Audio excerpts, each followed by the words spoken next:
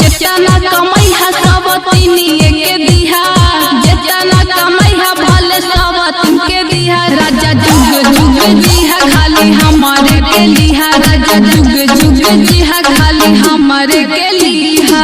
काहे हम कमाई सब तीनिया के देबो, काहे हम कमाई तोर सब तीन के देबो। रानी जब तक जीबो खाली तोरे हम लेबो, रानी जब तक जीबो खाली तोरे हम लेबो।